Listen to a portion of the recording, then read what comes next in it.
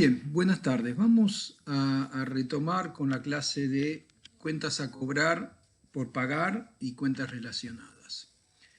Bueno, la idea es un poquito como trabajamos en la clase de caja y bancos, presentar las características generales, ver las principales actividades, los principales riesgos de control inherentes, las afirmaciones que están asociadas tanto a las cuentas por cobrar como a los ingresos por venta, como a las compras y gastos y las cuentas por pagar. A partir de ahí vamos también a tratar de subdividir el módulo como para que no se haga tan pesado y vamos todo lo que tenga que ver con la presentación de los procedimientos de auditoría más prototípicos, los ajustes también más característicos, vamos a ver si lo abrimos en uno o dos módulos aparte. Bien, características generales del agrupamiento. La idea es la siguiente. Bueno, cuentas a cobrar, la definición son los derechos del ente contra terceros para recibir sumas de dinero, bienes u otros servicios, ¿sí? Y la RT9 establece que los créditos por ventas se deben presentar separadamente de lo que serían los otros créditos. Bien, las cuentas relacionadas serían todos los ingresos por ventas de bienes o de servicios y tenemos que también recordar que de acuerdo con la RT16 o bueno, la práctica general, los ingresos también pueden venir de fuentes internas como el acrecentamiento, tal como pasa en la actividad agropecuaria. Del otro lado operativo, tenemos las obligaciones por pagar comerciales que tienen que ver con obligaciones ciertas, determinadas o determinables que se originan en compras de bienes y o servicios. Bueno, vamos a ver el tema con las compras y cuentas a pagar es que hay que definir el débito, con lo cual tenemos la regla de apareamiento de ingresos contra costos. Todos aquellos costos que se relacionan con ingresos futuros se activan. El ejemplo más paradigmático es el costo de producción de un bien de cambio o el costo de construcción de un bien de uso o la generación de un intangible generado internamente, ¿no? Un desarrollo, una investigación que deriva en un desarrollo. Por otro lado, tenemos los costos que se relacionan con un determinado periodo que tienen que reconocerse en el periodo correspondiente. Ahora bien, cuando un determinado costo no se vincula ni con un ingreso futuro ni con un determinado periodo, se carga resultados directamente. Bien, la idea es la siguiente. Otra vez insisto en los dos grandes circuitos, ¿no? Autorización de ventas, ventas, cobranzas, gestión de cobranzas, depósito integral de las cobranzas y autorización o identificación de una necesidad de aprovisionamiento, sea de un bien o servicio, gestión de compras, ingreso de la compra del bien o del servicio, cuentas a pagar, programación de los pagos, emisión de los cheques, pagos. Entonces, ¿qué pasa? Estos dos circuitos participan, digamos, de toda la operatoria de la entidad. Con lo cual, desde el punto de vista de la auditoría, siempre los créditos por venta y los ingresos, así como las compras y gastos y cuentas por pagar, se consideran cuentas significativas. ¿Qué significa que son significativas? Es que se asume que tienen riesgo de auditoría. Y el auditor, digamos, por una cuestión de método y no tanto por un tema psicológico o de carácter, tiene que trabajar con un espíritu de sospecha. Es decir, que siempre presume que en las cuentas de ingresos o en las de costos y gastos se presume que puede haber fraude o error. De ahí que, digamos, la evaluación sobre estas cuentas normalmente siempre se debe planificar y ejecutar toda una batería de procedimientos de auditoría en función de que, digamos, cualquier maniobra en una empresa de lucro que se quiera hacer va a tender o a aumentar el resultado o a tratar de reducirlo, como cuando se dice, bueno, estos están vaciando la compañía. Bien, vamos a las actividades. Yo lo que hice acá es, digamos, para cada una de las actividades de cada uno de los circuitos, un poco focalizar en cuáles pueden ser las fallas potenciales y si esas fallas van a involucrar una incidencia en la opinión. Cuando decimos que las fallas potenciales o reales inciden en la opinión, estamos hablando de lo que en el libro de Schlosse ustedes van a tener tematizado como un riesgo de control. Es decir, sería un punto dentro del circuito que debería funcionar algún tipo de control y que en los casos en que dicho control, digamos, no está funcionando adecuadamente, ello perjudica la confiabilidad en las cifras contables o en los cruces sistémicos de, valga la redundancia, de los sistemas administrativo-contables, ¿sí? Entonces, de una cara tenemos el riesgo de control. Por la otra cara, cuando el control funciona, tenemos lo que se conoce como un control clave, ¿sí? El control clave es aquel control que asegura la confiabilidad de las registraciones y las cifras que surgen de los estados contables. Entonces, donde tendría que haber un control clave, si hay una deficiencia, estamos ante un riesgo de control. Después vamos a tener cuestiones más de índole administrativo u operativo, que no es que no nos interesen, sino que en definitiva, si encontramos una falla, obviamente la vamos a informar en la carta de control interno, pero no son errores que puedan afectar a la confiabilidad de la información contable. Entonces, vamos empezando. Entonces, el circuito se genera a partir de que el cuerpo de venta, los vendedores, generan un pedido que normalmente se vehiculiza por una nota de pedido. A partir de ahí, el gerente comercial debiera aprobar el pedido y lo propio debería ser, digamos, un sector eminentemente opuesto. ¿Se acuerdan del tema de la separación de funciones? O sea, el gerente comercial y el vendedor siempre va a querer vender más. De ahí que, digamos, el gerente de créditos o algún personal, digamos, del nivel adecuado del área de créditos debería suscribir la autorización de un determinado pedido. A partir de ahí el pedido se aprueba y una vez aprobado se consulta a ver si existe el stock. Entonces, ¿qué fallas podemos encontrar acá? Por ejemplo, si no funciona el control por oposición del gerente de crédito, podríamos estar aceptando pedidos en condiciones desfavorables, ¿sí?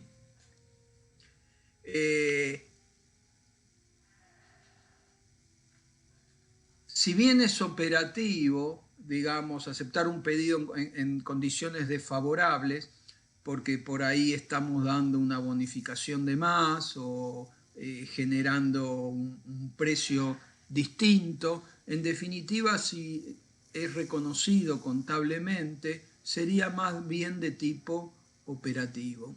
En cambio, cuando la aceptación del pedido supera un límite de crédito o directamente no está instrumentado el control por oposición de autorización, ahí en el fondo tenemos un riesgo de control, con lo cual ya sabemos que cuando hay un riesgo de control, uno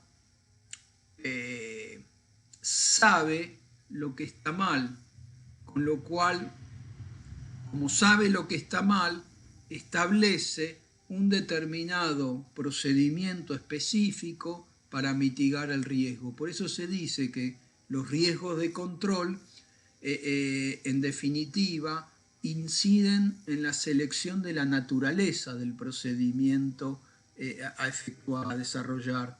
En cambio, cuando tenemos riesgos inherentes, normalmente lo que hacemos es, sobre el mismo tipo de procedimiento, incrementar el alcance. Entonces, en este caso, tendríamos que programar, digamos, una mayor cantidad de procedimientos específicos para evaluar la suficiencia de la previsión para incobrables.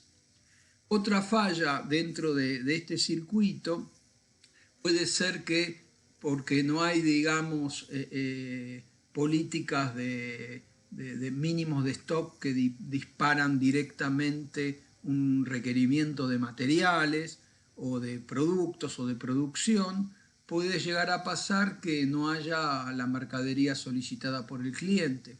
Con lo cual acá estamos frente a un tipo de afectación administrativo-operativa, es decir, lo máximo que nos pasa es que, bueno, ese cliente se va a ir y lo va a comprar en otro lado. Bien, preparación y despacho de las mercaderías. Acá las fallas tienen que ver con que por ahí el depósito está mal ordenado, o sea, es un desastre, no se sabe lo que hay, lo que no hay, y tampoco hay una adecuada organización que avale la recepción y salida dentro de cada uno de los depósitos, sea de materias primas y materiales o de los procesos productivos por donde transite la producción hasta terminar en el despacho de productos terminados. Esto, si bien es un tema organizacional, en definitiva es un riesgo de control, porque al no haber un adecuado ordenamiento de los depósitos, hay que tener mucho cuidado en la organización de los inventarios, que hay que trabajarlos con alcances mayores, tener mucho más cuidados en los cortes de documentación. Bien, entrega, registro en mayores y subsidiarios. Ustedes saben que, digamos, si estamos hablando de la venta de un determinado bien, digamos, el perfeccionamiento de la transacción es con la entrega del cliente y la firma de conformidad por parte del mismo. Entonces, cuando por sistema a veces apenas se emite el remito factura, directamente el sistema contable carga el asiento de ventas y descarga el stock, si no hay instrumentado rutinas dentro de los cortes mensuales o semanales, más bien yo diría mensuales, que aseguren, digamos, la revisión de aquellos bienes que fueron despachados pero que carecen todavía de la conformidad del cliente, sabemos ahí que tenemos un riesgo de control. Entonces, que podemos tener mercaderías registradas como ventas y que todavía no fueron recepcionadas por el cliente. Otro control prototípico, todos estos controles, ¿no? Revisar la conformidad del cliente, lo que vemos ahora de control de coincidencia de la cantidad pedida con la cantidad despachada, incorporada en el remito y con la cantidad facturada, son lo que ustedes van a encontrar como controles directos y dentro de los controles directos de procesamiento, que, digamos, son los controles contables básicos. Entonces, la omisión de estos controles, todos son riesgos de control y afectan a la opinión sobre los estados contables. ¿Sí?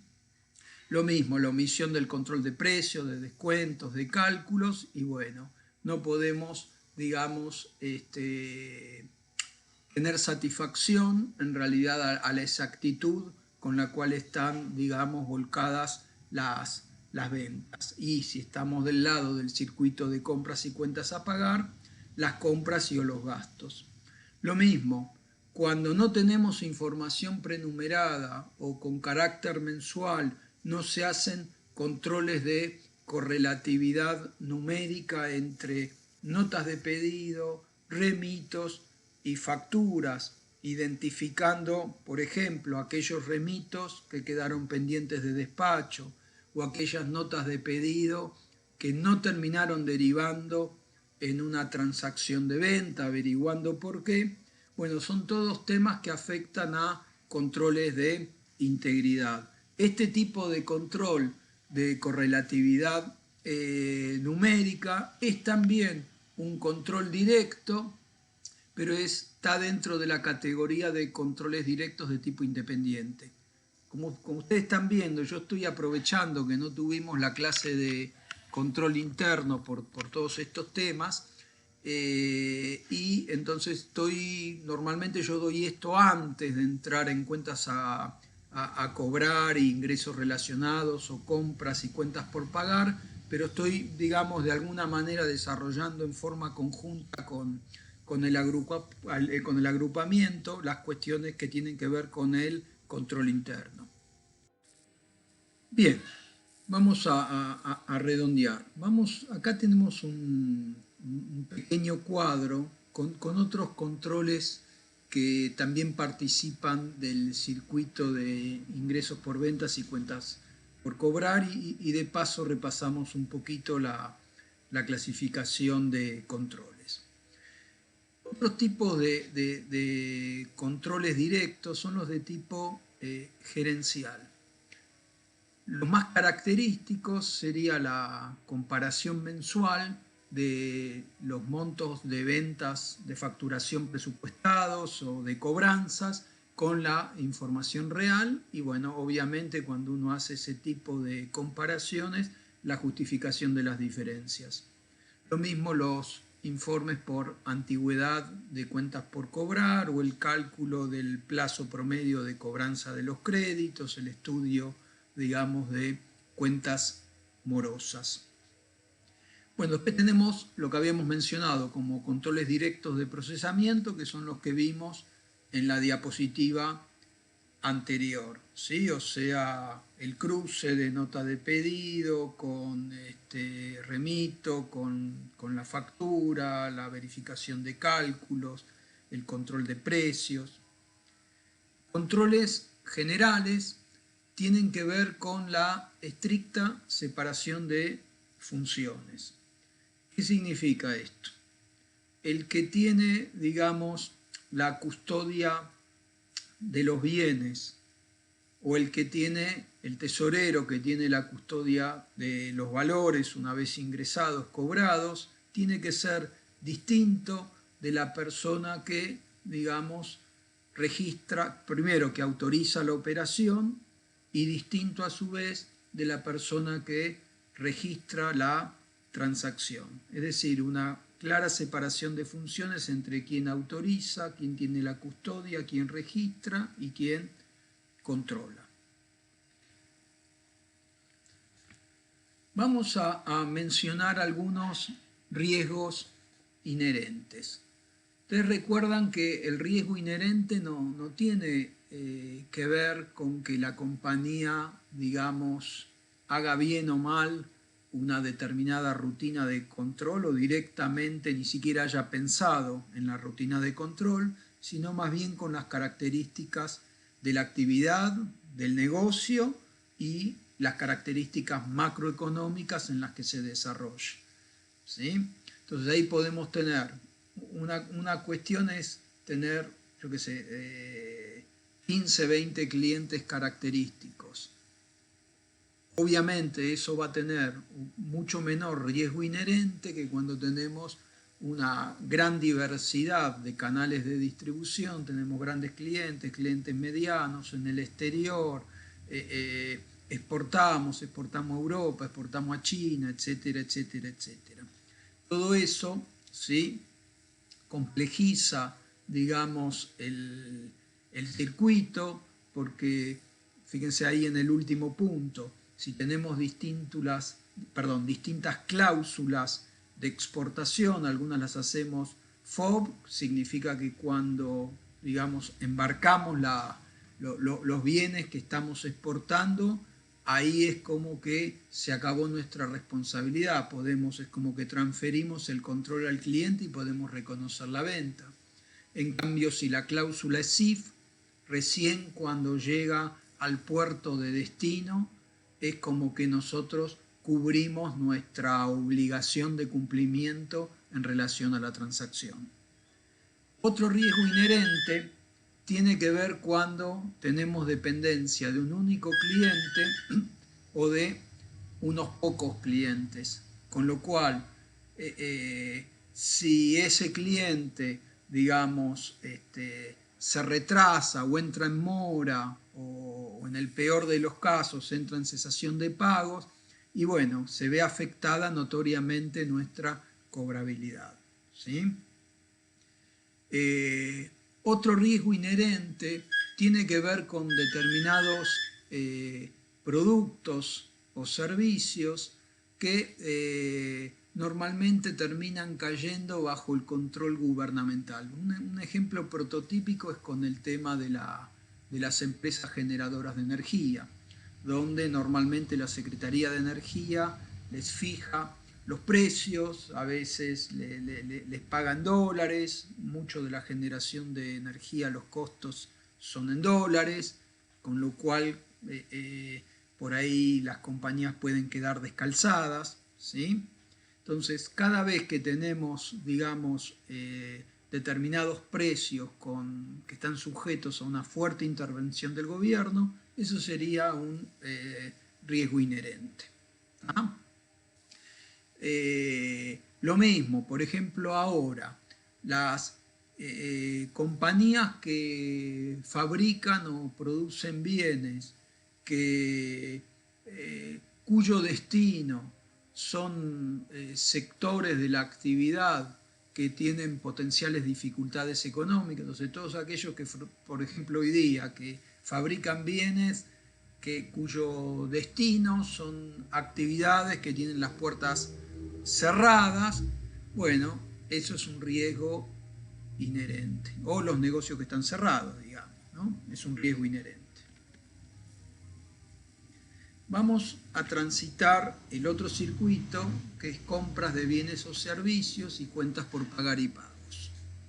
Entonces, primer punto del circuito, detección de una necesidad de compra, fijación del límite de autorización para esa compra y toda la gestión de compras basada en los pedidos de cotización de los distintos proveedores. Entonces, ¿qué pasa?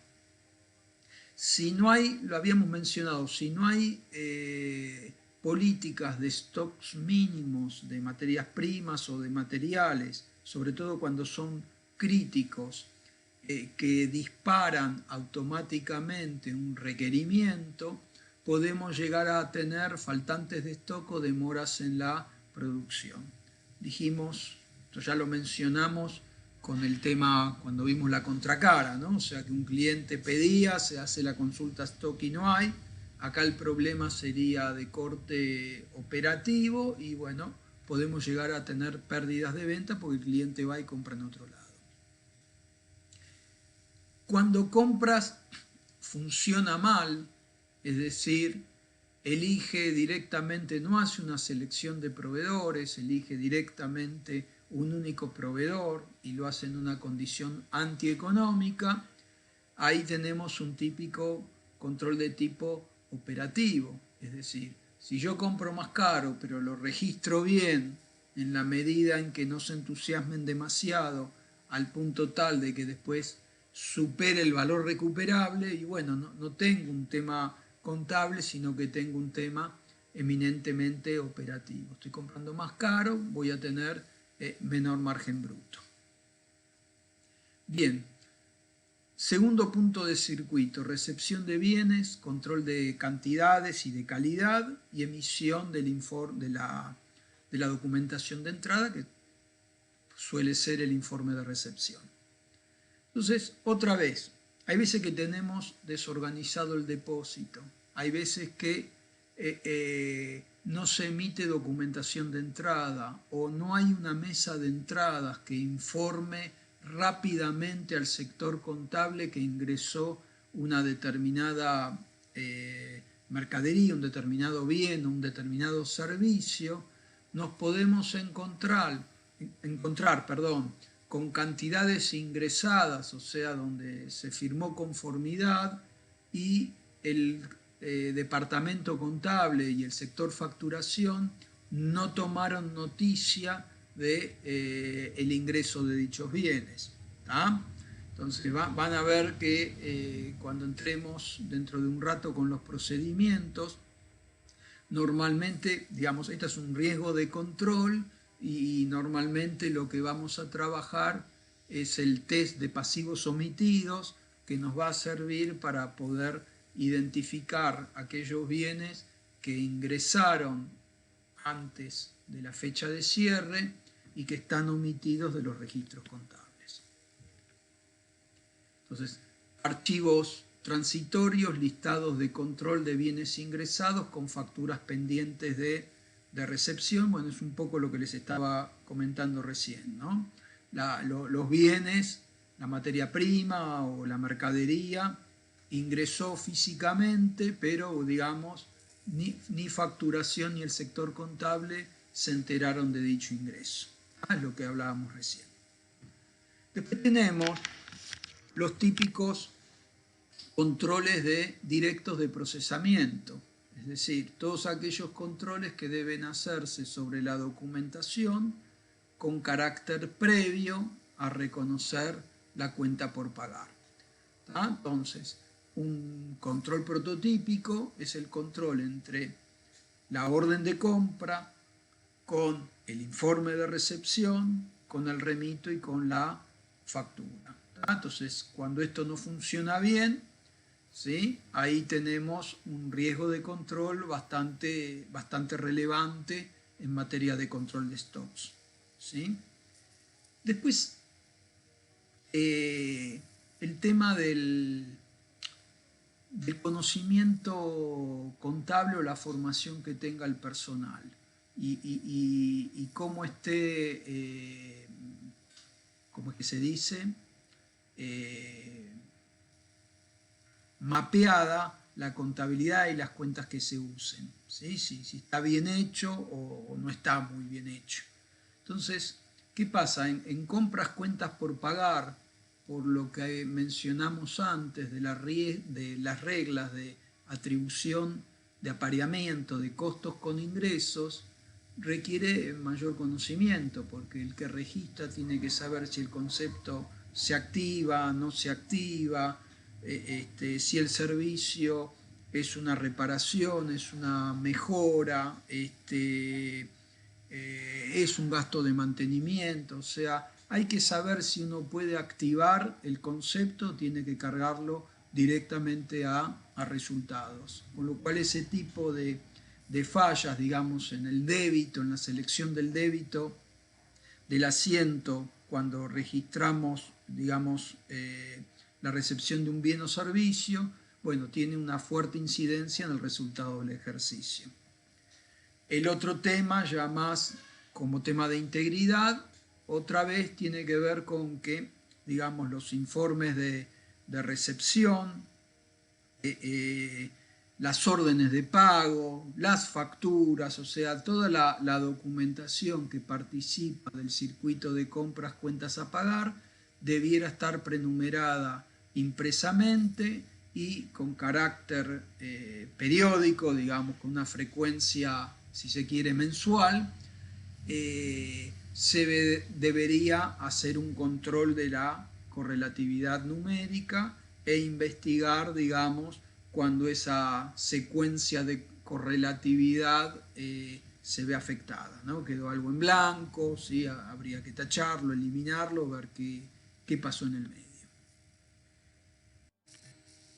Bien, vamos para terminar con esta primer parte a ver las afirmaciones involucradas en el componente, en los componentes y los procedimientos para comprobar dichas afirmaciones.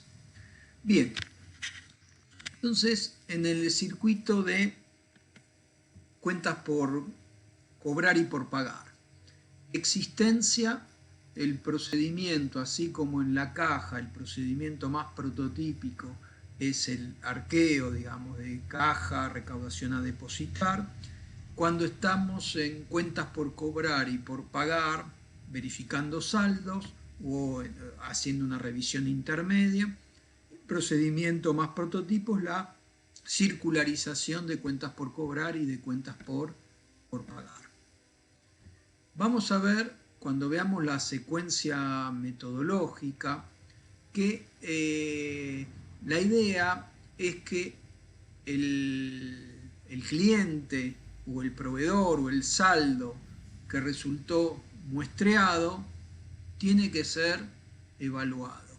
Entonces, normalmente cuando aplicamos la circularización y determinados clientes o proveedores no nos contestan, sobre dichos clientes o sobre dichas cuentas por pagar, tenemos que aplicar procedimientos alternativos. Uno de esos procedimientos es validar existencia a partir de la evolución posterior del saldo. Entonces, si yo tengo, no sé, el cliente XX que me debe 1.000 pesos, no me contestó la circularización, bueno, voy a irme a ver las cobranzas posteriores para ver si ese saldo de 1.000 pesos, digamos, el cliente terminó por abonarlo. Entonces, si el cliente lo abonó, es como que con el diario del lunes, yo de alguna manera, digamos, sé que no fue un invento, sino que esa transacción existía porque el cliente en definitiva lo pagó. Obviamente, para ver si estaba bien registrado en el ejercicio que correspondía, después nos vamos a apoyar con los procedimientos que aplicamos para validar integridad. Ahora puede ser que ese cliente yo aplico los procedimientos de evolución posterior y por H o por B, o porque estoy revisando, digamos, estoy muy cerquita y no tengo tiempo material para validar el saldo por evolución posterior o porque directamente el cliente no pagó, lo que hago es integrar, pedirle a la compañía que me integre el saldo al cierre, o sea, que me integre, no sé, los 1.000 pesos de ese cliente XX con, no sé, las 2 o 3 facturas que estaban pendientes y las notas de débito que conforman el saldo, y uno, digamos, verifica con documentación, primero cruza el saldo con el subdiario, que normalmente uno lo hace cuando va a tomar la muestra, y verifica, digamos, esa integración del saldo con cada uno de la documentación que la conforma y la anota en el papel de trabajo. Ahora bien, tanto en cuentas por cobrar como cuentas por pagar, estos procedimientos que yo mencioné recién son pruebas sustantivas que normalmente uno realiza al cierre. Uno, si quiere, si la compañía tiene buen control interno, puede anticipar una circularización y después cubrir digamos, entre la fecha de la circularización y el cierre, uno está obligado, digamos, a cubrir con otros procedimientos, digamos, esos meses que faltan. Pero de todas maneras, esos son procedimientos que se hacen al cierre, pero nosotros no tenemos que olvidarnos que estas dos cuentas, estos dos grandes circuitos, justamente son circuitos operativos, con lo cual van girando de acuerdo a las características de los procesos en infinidad de vueltas a lo largo del ejercicio. Con lo cual, sí o sí, es decir, si la empresa tiene buen control interno, voy a hacer pruebas de cumplimiento. Y si la compañía no tiene un adecuado control interno, no me queda otra que hacer pruebas de transacciones, porque tengo que validar la ocurrencia de las ventas, de las cobranzas y de las compras a lo largo del ejercicio. La otra manera de validar existencia es haciendo pruebas analíticas o bien pruebas analítico-sustantivas, que bueno, en un ratito vamos a ir detallando. Bueno, propiedad, dijimos, toda la documentación a nombre de la entidad. Para validar integridad tenemos los famosos cortes.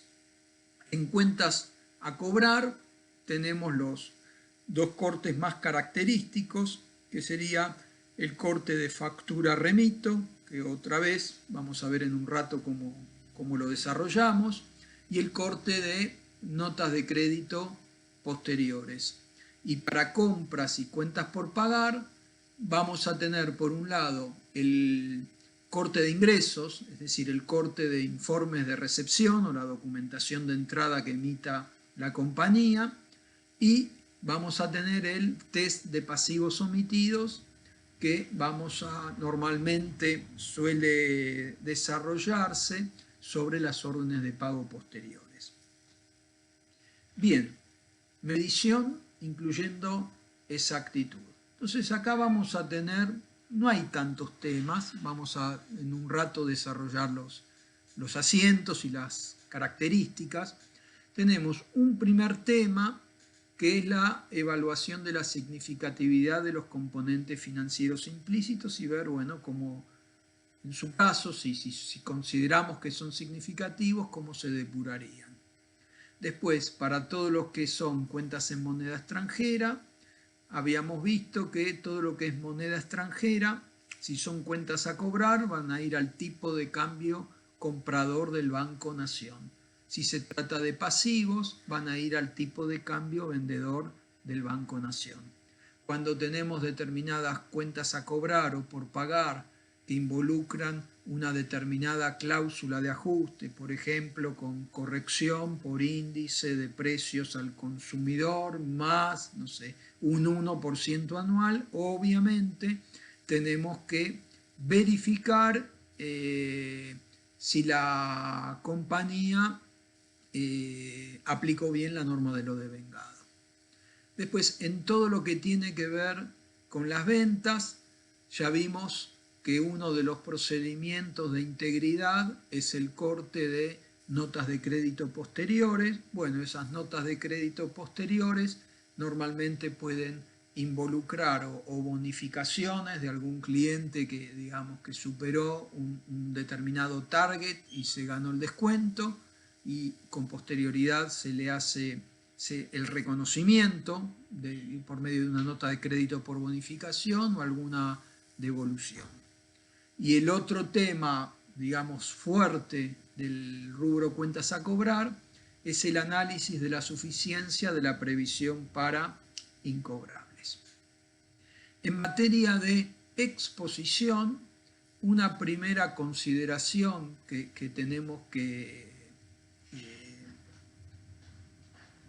tener en cuenta, digamos, valga la redundancia, es la no compensabilidad de saldos no relacionados. Es decir, todos los saldos acreedores de cuentas a cobrar, nosotros tenemos que reclasificarlos al pasivo, ¿no? Pasarían a ser anticipos de clientes, y aparte esto es importante para cuando, digamos, queremos muestrear, porque cuando están neteados nos están achicando la población, entonces estamos diciendo que estamos trabajando con un mayor alcance, cuando en rigor de verdad tenemos ahí compensaciones por saldos acreedores que justamente nos achican la población. La otra cosa importante en materia de exposición es que tenemos de la RT21 determinados requerimientos de exposición separada de todos los saldos y transacciones con partes relacionadas, con lo cual, digamos, el plan de cuentas tiene que estar diseñado para una adecuada identificación primero de quienes revisten el carácter de parte relacionada y después de las transacciones más características.